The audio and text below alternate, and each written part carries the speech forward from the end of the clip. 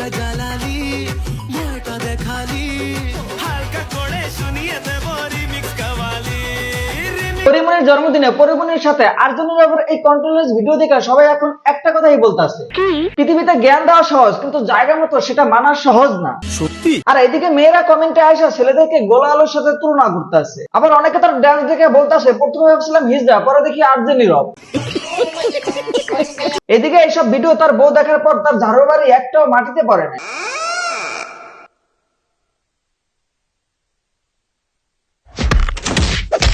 শুধু যে এই কাহিনীর জন্য তার বউ তাকে ঝাড়ু দিয়ে পিটিয়েছে ব্যাপারটা এরকম না, এরকম কাহিনী আরো আছে।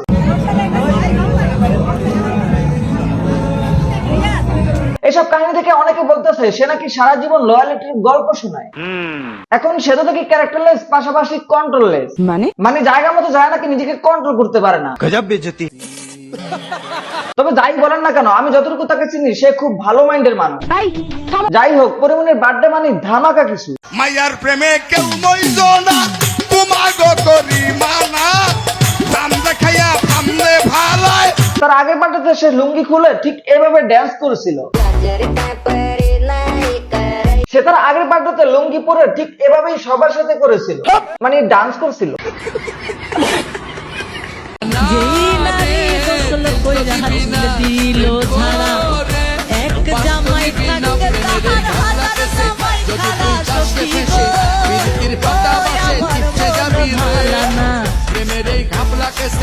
আর এইবারের বার্থডেতে সবার সাথে ঠিক এভাবেই করেছিল, মানে সবার সাথে জড়াজড়ি করছিল আর কি।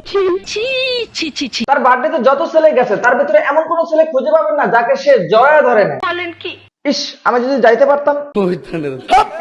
তার বার্থডে মানে উড়াধুরা, কাপড় খুলে জড়ায় ধরে শুরু করে উড়াধুরা।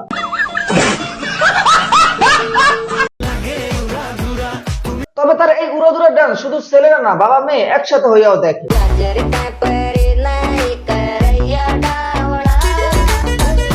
তবে এইসবের বাইরে পরিমনির আরেকটা গুণ আছে। কি বলেন? সে নাকি সিজনাল জামাই ব্যবসায়ী, 6 মাস পর পর নাকি জামাই চেঞ্জ করে।